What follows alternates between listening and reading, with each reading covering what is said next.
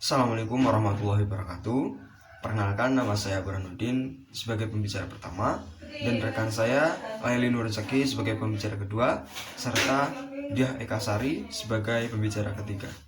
Di sini kami berperan sebagai tim kontra, yang mana dengan mosi desain pembelajaran jarak jauh bahasa Indonesia berbasis proyek. Menurut saya, desain pembelajaran jarak jauh bahasa Indonesia berbasis proyek kurang efektif karena metode pembelajaran yang tidak fleksibel, sehingga banyak siswa tidak bisa merasakan pengalaman seperti mereka bertatap muka maupun bertemu secara langsung di kelas. Apalagi ketika ada penyampaian materi maupun suatu hal yang harus praktek, mereka pasti akan kesulitan dalam memahami suatu materi. Biasanya siswa akan lebih mudah memahami apabila mereka langsung praktek daripada hanya sekedar dijelaskan teori dan teori. Kemudian dalam desain pembelajaran jarak jauh bahasa Indonesia berbasis proyek ini juga menuntut siswa untuk aktif, padahal tidak semua siswa berlatar belakang dari kota yang mempunyai jaringan sinyal yang stabil dan mudah untuk mendapatkan akses layanan internet. Sehingga di sini banyak sekali anak-anak desa yang mungkin berasal dari pelosok. Mereka kesulitan untuk mengakses internet, untuk mengakses pembelajaran, sehingga di sini mereka kurang maksimal dalam mengikuti pembelajaran jarak jauh. Nah, itu membuat siswa justru tidak aktif, tetapi menjadikan siswa malah pasif. Kemudian ketika siswa hanya diberikan tugas, yang ada siswa akan merasa terbebani oleh tugas tersebut. Karena di sini tidak adanya pemahaman terlebih dahulu dari guru untuk mengarahkan bagaimana cara mengerjakan tugasnya dari guru, dan biasanya ketika diucapkan atau disampaikan melalui media online itu justru akan sulit untuk dipahami, sehingga siswa kesulitan dalam memahami suatu materi maupun suatu perintah yang disampaikan oleh gurunya. Maka dari itu di sini terdapat penelitian yang dilakukan oleh Woods pada web parentingorami.co.id pada tahun 2019 mengatakan siswa dapat mengalami keterlambatan belajar. Karena apa? Karena tadi siswa tidak bertemu secara langsung, dan di situ kurangnya bimbingan, kurangnya arahan dari seorang guru, sehingga mereka mengalami keterlambatan. Di sini saya sebagai pembicara kedua tidak setuju terhadap mosi, karena menurut saya desain pembelajaran ini kurang begitu efektif dan efisien jika diterapkan dalam pembelajaran jarak jauh. Hal ini dikuatkan dengan adanya beberapa faktor berikut. Yang pertama yaitu memerlukan banyak waktu dan biaya. Waktu yang diperlukan untuk menyelesaikan suatu masalah yang dibicarakan yaitu lama, karena di sini guru memberikan tugas berupa proyek yang harus dikerjakan secara berkelompok. Peserta didik di sini bekerja sama dalam berbagai tugas yang berbeda dengan menerapkan keterampilan meneliti, menganalisis, membuat, sampai dengan mempresentasikan produk pembelajaran berdasarkan pengalaman nyata. Dari berbagai kegiatan tersebut, maka akan memakan waktu dan terbilang kurang efisien. Pembelajaran model ini dinilai banyak mengeluarkan biaya karena dalam tugas tersebut menuntut peserta didik melakukan eksplorasi, penilaian, interpretasi, dan sintesis terhadap permasalahan yang diajukan. Dengan dilakukan pembelajaran jarak jauh, maka peserta didik diharuskan memiliki kuota internet yang cukup dengan jaringan yang bagus guna memperluas proses pembelajaran.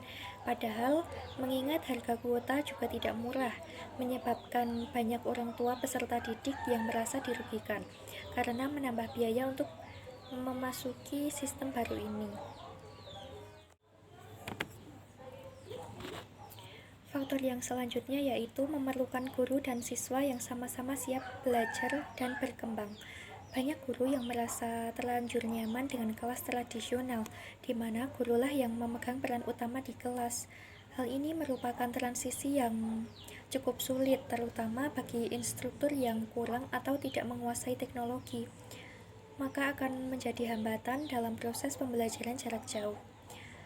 Jika ditinjau dari siswa sendiri, terdapat kemungkinan tentang adanya siswa yang kurang aktif dalam kegiatan bekerja secara berkelompok, mengingat mereka tidak dapat bertemu secara langsung dan menyebabkan sulitnya mengkoordinir seluruh anggota kelompok. Belum lagi masalah sinyal dan kuota yang harus stabil. Adapun peserta didik yang memiliki kelemahan dalam percobaan dan pengumpulan informasi, dikarenakan misalnya tidak mempunyai gadget atau tidak mempunyai kuota yang memadai. Yang selanjutnya yaitu adanya kekhawatiran siswa hanya akan menguasai satu topik tertentu. Ketika topik yang diberikan kepada masing-masing kelompok berbeda, dikhawatirkan peserta didik tidak bisa memahami topik secara keseluruhan, karena kebanyakan peserta didik hanya akan fokus terhadap apa yang dikerjakannya saja, tanpa menghiraukan topik dari kelompok lain. Hal ini dapat dikarenakan kurang tepatnya dalam penyampaian hasil belajar dari tiap kelompok, sehingga menyebabkan peserta didik menjadi enggan untuk memperhatikan dan mendalami materi tersebut. Di sini saya sebagai pembicara ketiga akan menguatkan kembali mengenai argumen bahwa desain pembelajaran jarak jauh dalam mata pelajaran bahasa Indonesia berbasis proyek itu sangatlah tidak efektif. Kenapa dikatakan tidak efektif? Karena dalam pelaksanaannya terdapat banyak sekali kendala. Seperti yang telah dipaparkan oleh rekan saya Burhan, pembelajaran jarak jauh berbasis proyek memang menuntut siswa untuk dapat berperan aktif dalam pembelajaran. Namun pada kenyataannya tidak semua siswa itu mendukung dalam pelaksanaan pembelajaran tersebut. Ditambah lagi, pembelajaran saat ini dilakukan secara jauh atau berbasis online. Hal tersebut tentunya berkaitan dengan latar belakang siswa yang berbeda-beda, karena tidak semua siswa itu memiliki fasilitas yang mendukung untuk pembelajaran jarak jauh. Misalnya saja, saat ini banyak sekali sekolah dasar yang mengantisipasi dengan cara membagikan paket data berupa kartu yang telah berisi paket data yang hanya dikhususkan untuk WA saja. Hal tersebut dilakukan untuk mengantisipasi dengan memberikan untuk membantu atau mendukung pembagian tugas via WA. Namun di sisi lain, hal tersebut juga menimbulkan masalah baru. Misalnya saja, tidak semua orang tua siswa itu memiliki gawai yang canggih atau yang sering kita kenal dengan smartphone. Nah, selain itu banyak lagi kendala yang muncul ketika pembelajaran jarak jauh.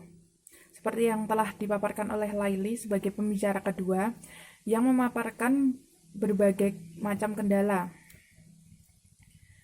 Pembelajaran jarak jauh memang tidak dapat dilepaskan dari teknologi dan media yang mendukung, baik yang dimiliki guru maupun siswa. Selain itu, pembelajaran jarak jauh berbasis proyek ini juga menuntut adanya banyak sekali sumber belajar, baik yang dimiliki oleh siswa maupun tuntutan untuk pendampingan oleh guru. Ditambah lagi mata pelajaran bahasa Indonesia yang mempunyai banyak sekali kompetensi dasar yang harus dikuasai siswa, sehingga guru menggunakan metode jarak jauh yang beragam untuk mengantisipasi datangnya rasa bosan bagi siswa. Jadi, menurut kelompok kami, pembelajaran jarak jauh berbasis proyek dalam mata pelajaran bahasa Indonesia dalam pelaksanaannya sangat kurang efektif, karena guru harus mempersiapkan secara matang dengan berbagai kendala sebelum menetapkan desain pembelajaran jarak jauh tersebut. Sekian dan terima kasih.